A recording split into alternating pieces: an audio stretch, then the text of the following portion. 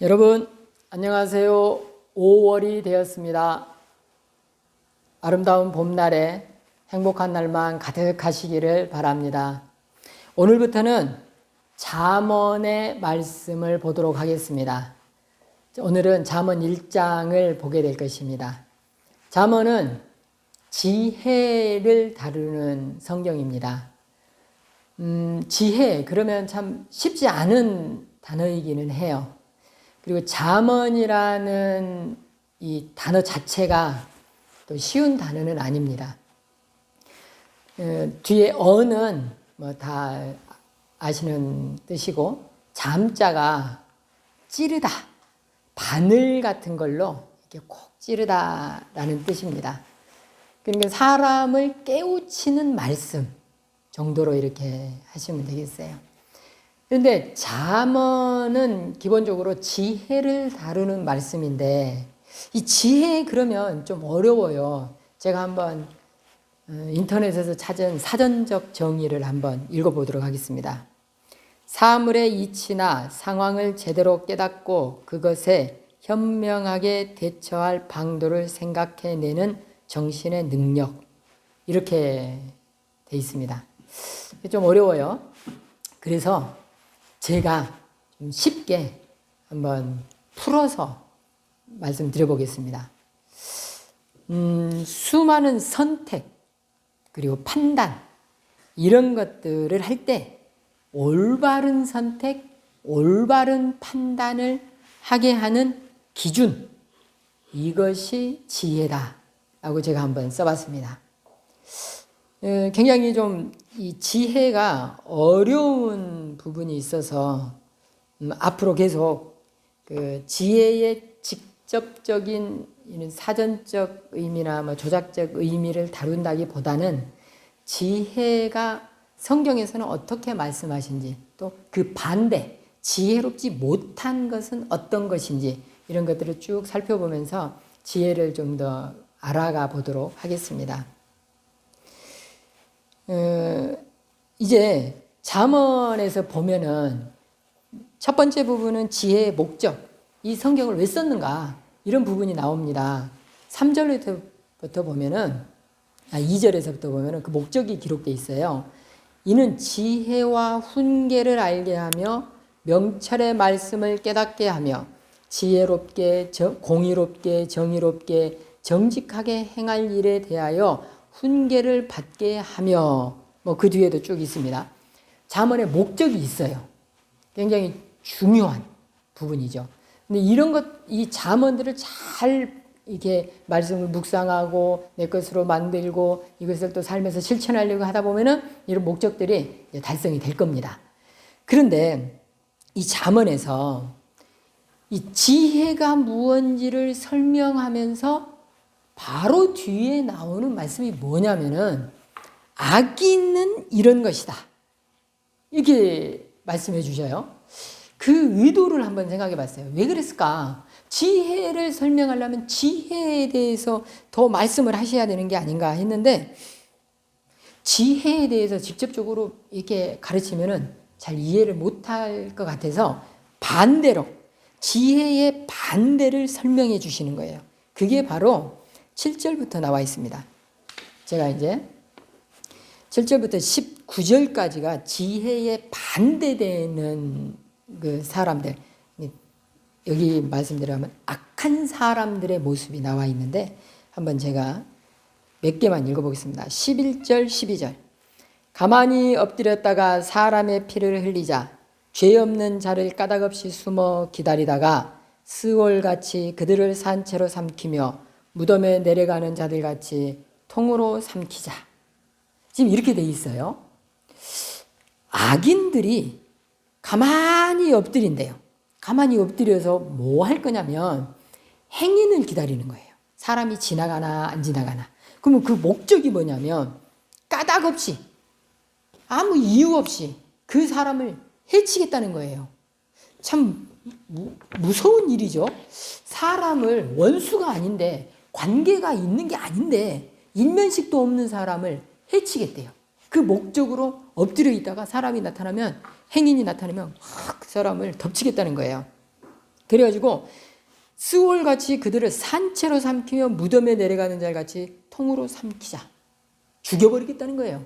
엄청난 상해를 입히겠다는 거예요. 이게 미련하고 악한 자들의 모습이에요. 지혜를 말씀하시면서 그들 이 반대편에 있는 사람들을 지금 말씀하시는 거예요.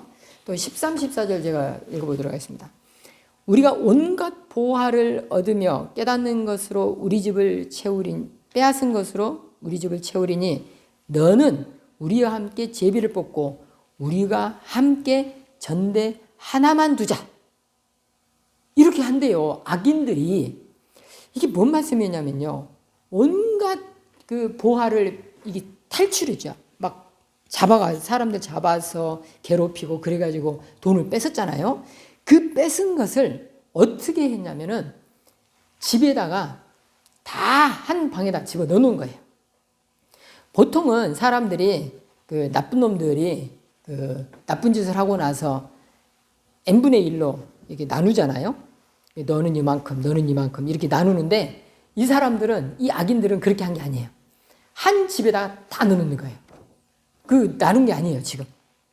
그리고는 뭐라고 그러냐면은 너는 우리와 함께 제비를 뽑고, 제비를 뽑는다는 것은 그 한 방에 다 넣어놓고 지 혼자 다 갖다는, 제비 뽑아서 가진 사람은 갖고 못 가진 사람은 못 갖는 거예요. 얼마나 미련해요. 같이 고생을 했으면 같이 나눠야 되잖아요. 그게 아니에요, 이 사람들은. 악인들인데 참 멍청하게 악인인 거죠. 그리고 17절, 18절을 보겠습니다. 새가 보는 데서 그물을 치면 헛일이겠거늘. 새가 보는 데서 그물을 치는 사람이 별로 없어요. 동물이 보는 데서, 고라니가 지나가는 데서 사자가 지나간다고 그럴까요? 뭘 자기가 목표로 하는 게 있겠죠? 그게 지나가는데 그 뻔히 보고 있는데 거기다가 그물을 치는 사람이 있습니까? 없어요. 근데 이 사람들은 그렇게 했다는 거예요. 18절. 그들이 가만히 엎드리면 자기의 피를 흘리며 숨어 기다리면 자기의 생명을 해야 할 뿐이니 19절에 이제 마지막 부분에 자기의 생명을 잃게 하느니라. 우리가 동물을 잡을 때도 모르게 가서 설치하고 함정을 파고 그런 거예요. 낚시를 하더라도 정성을 들여서 미끼를 끼고 이렇게 하거든요. 제가 낚시를 좀 한 번, 두 번 해봤습니다. 근데 제가 지렁이를 잡는 건 싫어해요. 그래가지고 낚싯바늘에 아무것도 끼지 않고 그냥 담궈요. 아무 물고기도 건들지는 않아요. 물고기도 대충 갖다 넣는 거 안 먹습니다. 미물들도 그렇게 똑똑해요. 그런데 사람을 잡겠다고 하는 사람들이 뻔히 저기 사람들이 다 보고 있는데 거기에 숨어갖고 이렇게 기다리겠대요. 지금 이 말씀이에요. 그런데 그렇게 하면은 어떻게 되냐? 결과가 19절에 나와 있죠. 자기의 생명을 잃게 한다고 그랬어요. 지금도 마찬가지고 이 잠언이 기록되던 솔로몬 시대도 마찬가지고 법이 있습니다. 사람들이 함부로 사람을 해치면 잡아가요. 잡아가서 사형도 시키고 막 그렇습니다. 지금도 그런 시절이잖아요. 법이 다 있는 시절이에요. 그런데 이 악인들이 지혜가 없어서 그 사람들이 뻔히 보고 있는데 그 사람들 잡아서 죽이고 지옥에 막 끌어내리겠다고 그러고 그 돈을 고생해서 모아놓고는 제비 뽑아서 혼자 다 갖게 하고 이런 무식한 것들이 배신을 안 하겠습니까? 지 혼자 다 가졌어요. 대장 혼자 싹 가졌어요. 그러면 쫄병들이 가만히 있겠어요? 다 경찰서 가서 잃어버리겠죠. 이런 무식한 일들을 한다는 거예요. 그런데 그 뒤에 20절부터는 지혜가 다시 나와요. 무식하고 악하고 못된 놈들은 이렇게 했지만 지혜는 이렇게 한다라고 하는데 그것도 이 세상 사람들을 향해서 말씀을 하시는 건데 아주 이렇게 상쾌하고 산뜻한 그런 내용은 아니에요. 20절부터 마지막 절까지 기록되어 있는 말씀인데요. 이 부분은 뭐냐면은 지혜를 사람처럼, 그걸 좀 어려운 말로 의인화했다는 건데요. 지혜는 사람은 아니잖아요. 지혜 스스로가 말을 한다거나 지혜 스스로가 누구한테 뭘 한다거나 이러진 않아요. 그런데 이거를 사람처럼 표현해서 한번 말씀해 보신 겁니다. 20절. 지혜가 길거리에서 부르며 광장에서 소리를 높이며 21절. 시끄러운 길목에서 소리를 지르며 성문 어귀와 성문의 성중에서 그 소리를 발하여 이르되 너희 어리석은 자들은 어리석음을 좋아하며 거만한 자들은 거만을 기뻐하며 미련한 자들은 지식을 미워하니 어느 때까지 하겠느냐. 이렇게 지금 말씀을 이제 지혜가 성중에서 이렇게 말을 했다는 거예요. 우리로 치면 이 안산시를 예를 들어보겠습니다. 안산시에서 사람이 가장 많이 모이는 곳, 이걸 생각하시면 돼요. 그런데 예전에는 이스라엘에서는 사람이 가장 많이 모이는 곳이 유흥가가 있는 그런 개념으로 생각하시면 안 되고 성문이었어요. 성문. 그런데 거기에는 누가 있냐면 장로들이 항상 있습니다. 장로들은 이제 그 원로들이기 때문에 노동에 참여할 수는 없어요. 그렇기 때문에 주로 집에 계시거나 주로 이제 사람들이 왔다 갔다 하는 성문에 있습니다. 그곳에서 무슨 일이 있냐면 억울한 일이 있는 사람들이 있잖아요. 그러면은 성문으로 가요. 왜 성문으로 가냐면 장로들이 있기 때문이에요. 어르신들이 거기에 있기 때문이에요. 그래가지고 가면은 어르신들이 그 억울한 사연을 들어요. 그리고 재판을 하는 것입니다. 그러니까 뭐 모든 재판은 거기서 다 이루어진다 그런 개념은 아니고 1차적인 억울한 사연들은 거기서 다 걸러져요. 그래가지고 이거는 사법부로 가야 되겠구나, 상위 법정으로 가야 되겠구나 이런 판단을 다 합니다. 근데 대체로 마을에서 이루어지는 웬만한 재판은 거기서 다 이루어진다고 보면 돼요. 그런데 그곳이 바로 성문이에요. 이 성문에서 거기에 광장이 형성되어 있죠. 그 광장에서 지혜가 소리를 높여서 말을 하는 거예요. 막 사람들한테 여러분 미련한 짓을 버리십시오. 하나님의 말씀으로 돌아오십시오. 이렇게 이제 가르치는 거예요. 근데 실제로 지혜가 그런 말씀을 하는 건 아니잖아요. 의인은 하는 거예요. 그런데 문제는 그렇게 해서 들었냐는 거예요. 사람들이 안 들었다는 거죠. 안 들으니까 큰 소리로 외치고 그랬다는 거예요. 잘 들었으면 그럴 필요가 없지요. 그 다음에 또 24절, 25절. 내가 불렀으나 너희가 듣기 싫어하였고 내가 손을 폈으나 돌아보는 자가 없었고 도리어 나의 모든 교훈을 멸시하며 나의 책망을 받지 아니하였은즉. 분명히 이스라엘에는 하나님의 말씀이 선포됐어요. 이미 그들은 이미 믿음 안에 들어와 있는 거예요. 성전 중심적 생활을 했고 말씀 중심적 생활을 했었던 사람들이에요. 이미 그 사람들은 그랬어요. 그런데 문제는 그렇게 외치고 선포가 됐고 가르쳤는데도 불구하고 그 책망을 받지 않는 거예요. 교훈을 받지 않는 거예요. 이 사람들이. 엉뚱한 짓을 하는 거예요. 그러니까 이 지혜를 의인화시켜가지고 성문에서 이렇게 외치는데 왜 안 듣느냐, 이렇게 지금 책망하고 있는 거예요. 이게 지금 좋은 내용이 아니고 책망하고 견책을 하는 거예요. 사람들한테. 이렇게 이제 그 잠언의 시작이, 그리고 이제 미련한 사람들, 악한 사람들 등장했고, 또 두 번째 사람들에게 하나님의 말씀이 다 선포됐음에도 불구하고 그것을 청종하지 않고 따르지 않는 이스라엘 사람들, 이걸 지금 책망하고 있는 그런 게 지금 등장하고 있습니다. 그런데 여기서요 7절을 한번 제가 7절, 8절, 9절을 한번 제가 읽어보도록 하겠습니다. 여호와를 경외하는 것이 지식의 근본이거늘 미련한 자는 지혜와 훈계를 멸시하느니라. 내 아들아, 내 아비의 훈계를 들으며 내 어미의 법을 떠나지 말라. 이는 내 머리에 아름다운 관이요 내 목에 금사슬이니라. 지혜를 얻으면 무슨 일이 벌어지냐면 목에는 금으로 만든 장식품을 걸 수 있고요, 머리에는 세상에 가장 아름다운 모자를 우리로 치면은 이게 번역을 하면 관이 모자인데, 여러분들 뭐 월계관 같은 거, 이게 올림픽 매전에 우승하면은 그 관을 씌워준 거 보실 거예요. 또 어사화, 올림픽 말고 우리나라에서 과거에 이게 이제 합격을 하면은 이렇게 개나리가 있고 이게 모자를 쓰잖아요. 그게 이제 어사화예요. 이런 거 다 관이에요. 관은 누가 쓸 수 있는 거냐면 최고, 우승, 뭐 상, 장원, 이게 좋은 거예요. 이 관을 썼다는 거는 하나님의 말씀을 경외한 사람들에게는 이런 아름다운 것들을 주겠다는 거예요.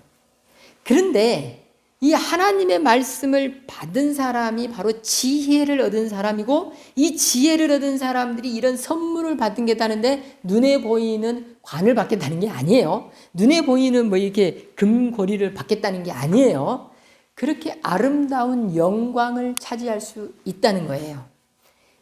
지혜를 가진 사람은 그런 소중한 것을 얻게 됩니다. 그런데 이 지혜를 얻는 방법이 있어요. 아버지의 훈계와 어머니의 법을 따르면 돼요. 이걸 이스라엘 문화에서 이해를 해야 돼요. 우리가 부모님께 순종 잘하고 이렇게 잘합니다. 그거 좋아요. 부모님들은 이미 인생을 많이 사셨어요. 그렇기 때문에 부모님의 훈계와 법을 따르는 건 굉장히 좋습니다. 내가 경험하지 않은 것을 이미 경험하시고 알려주시기 때문에 그 경험에서 오는 지혜는 대단한 것이에요. 우리가 어떻게 할 수가 없는 거예요. 그런 부분에서 따르면 좋아요. 그런데 이스라엘 사람들은 이게 아니에요, 지금. 한국 사람들이 생각하는 그런 게 아니고, 이스라엘은 아버지의 훈계 속에서, 어머니의 법 속에서 무엇을 배우냐면 하나님의 말씀을 배우거든요. 이게 중요해요. 아버지는 그럼 그 말씀을 어디서 배웠냐? 그 아버지한테 배웠겠죠. 그러면서 동시에 회당 같은 데가 있어요. 이스라엘의 율법 교육 기관이에요. 쉽게 말하면 성경 말씀을 배우는 기관이 있어요. 거기에서 배웠고 그 아들도 거기에 가고, 아버지는 이미 먼저 배웠으니 집에서도 그 말씀을 해석해주고 이렇게 적용해라, 이렇게 가르쳐 주는 거예요. 쉽게 말하면 이 말씀은 무슨 뜻이냐면, 잠언 1장에 있는 말씀은 하나님의 말씀을 배워라 라는 뜻이에요. 지혜를 배우는데 왜 하나님의 말씀을 배우냐 하느냐, 이렇게 생각하는 사람들이 있을 거예요. 제가 말씀드립니다. 지혜는, 여기서 다루는 지혜는 똑똑한 것을 다루는 게 아니에요. 지식이 많은 걸 다루는 게 아니에요. 경험이 많은 걸 다루는 게 아니에요. 지금 이 잠언에서 다루는 지혜는 똑똑한 것, 지식이 많은 것, 경험이 많은 것을 다루고자 하는 게 아니고 하나님의 말씀으로부터 오는 지혜를 다루는 거예요. 지혜는 똑똑한 데서 오기도 합니다. 또 지혜가 지식이 많은 데서 오기도 합니다. 경험이 많은 곳에서 오기도 합니다. 인간적인 부분에서 봤을 때. 그러나 하나님이 말씀하시고자 하시는 것은 하나님에 대해서, 말씀에 대해서 지혜를 가져라. 그 말씀을 온전히 가져라. 하나님에 대해서 온전히 알아가라. 이런 부분이에요. 도대체 이 세상을 사는데 그게 왜 필요한가? 이게 이제 우리가 질문을 해야 될 부분이에요. 처음에 제가 지혜란 무엇일까 사전적 정의 말고요, 제가 한번 조작을 해서 정의를 내려봤잖아요. 많은 선택과 많은 판단을 해야 됩니다. 우리는 그런 속에서 어떤 것이 올바를 것인지 잘 몰라요. 안 가봤으니까, 안 살아봤으니까, 앞으로 살아봐야 되니까. 그리고 돌이켜보고 이게 올바른 판단이었구나, 이게 알 수가 있는 거죠. 또 어떤 사람들은 돌이켜보고도 이게 올바랐었던가, 이게 모를 수도 있어요. 그런데 그 기준이 되는 것, 그걸 우리는 가치관, 세계관이라고 그래요. 그것을, 가치관과 세계관을 형성하는 밑바탕이 무엇냐는 거예요. 나의 판단의 근거, 내가 왜 A하고 B 중에 A를 선택했는가, 그 판단의 기준, 하나님의 말씀이라는 거죠. 이게 바로 세계관과 가치관인데요. 여러분들이 수많은 판단과 수많은 선택을 합니다. 그거는 학교에서 배운 수많은 것들이 도움이 됐습니다. 여러분이 살아온 경험이 도움이 됐습니다. 그러나 가장 우선순위에 둬야 될 것, 그것은 바로 하나님의 말씀이라고 저는 생각합니다. 이제 지혜가 무엇인지 차츰차츰 알아가 보겠지만은 우리 이제 뭐 구체적인 내용은 오늘은 다루지 않았어요. 지혜의 경우에 대해서. 그러나 우리가 알아야 할 것은 하나님의 말씀으로부터 출발해야 한다. 그리고 하나님의 말씀이 모든 선택의 기준이 돼야 된다. 이게까지를 오늘 다루도록 하겠습니다. 감사합니다.